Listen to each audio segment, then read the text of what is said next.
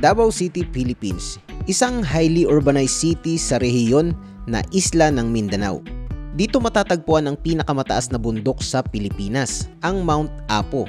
Ito rin ang tinaguriang durian capital ng bansa at dito rin nagmula ang kauna-unahang Pangulo ng Pilipinas mula sa Mindanao, si dating Pangulong Rodrigo Roa Duterte, na bago naging Pangulo ay naglingkod sa Davao City bilang alkalde ng mahabang panahon.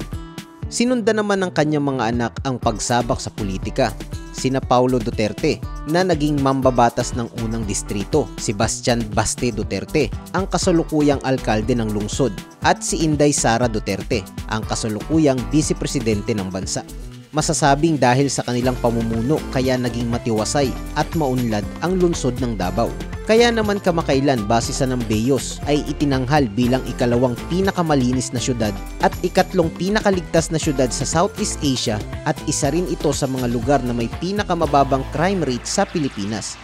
Maliban pa sa mga katagumpayang ito, maipagmamalaki rin ang mga pag-unlad na naisakatuparan para sa lungsod ng mga Duterte. Paglilingkod na hindi kailangang ibalandra ang mga mukha o pangalan sa lahat ng ginawang pagtulong, paglilingkod bayan na sinsero at tapat.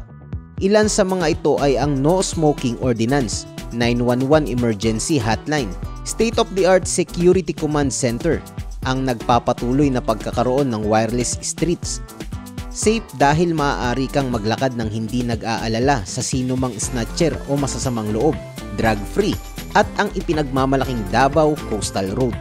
Ito ay masasabing resulta ng mabuting pamamahalang may resulta at hindi hanggang pangarap lamang. Samantala, maliban sa mga ipinagmamalaking pag-unlad sa syudad ng Davao, ay katangi-tangi rin ang libu-libong pine trees na nasa bahagi ng Barangay Tamayong na nasa paanan ng Mount Apo, ang Glory Mountain.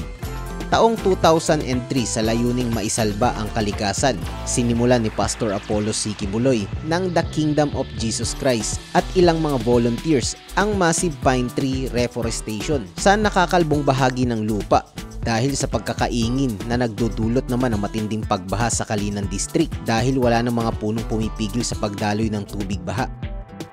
Dahil sa inisyatibong ito ni Pastor Apollo makalipas ang 20 taon, ang dating kalbong lupa at kagubatan ay hindi na makilala dahil sa libu-libong pine trees na nakapalibot dito, kabilang na rin ang mga naggagandahang bulaklak at halaman.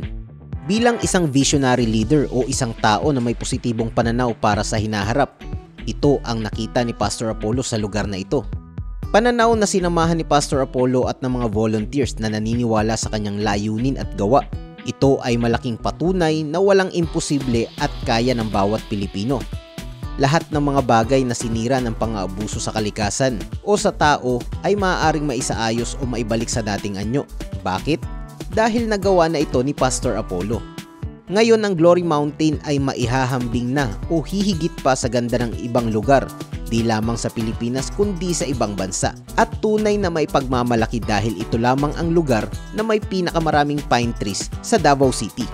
Maliban pa sa ganda ay malaki rin ang naitutulong nito sa pagbalanse ng kalikasan at pag-iwas sa posibleng kapahamakan. Bakit nga ba pinagpala ang Davao City? Bakit patuloy ang pag-unlad ng lungsod? Bakit ito ang itinalagang isa sa pinakaligtas at pinakamalinis na syudad? Malaking dahilan ang mga namumuno dito, mga lider na di lamang nangangako, kundi sinisigurado ang paglago.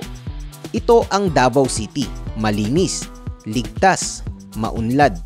Kung nagawa ng mga Duterte sa Davao City, magagawa rin sa ibang lungsod. Lahat ay posible basta't may mga lider na tulad ni Pastor Apollo na mangunguna at sisiguraduhing may resulta. Kung nagawa ni Pastor Apollo buhayin at gawing paraiso ang dati kalbo at wala ng buhay na kakahuyan, maaari niya rin itong gawin sa ibang bayan, syudad, lalawigan at maging sa buong bansa. Huwag kalimutang isubscribe at ilike na rin ang video para sa mas marami pang kwento dito lamang sa Davao Tourist Destinations.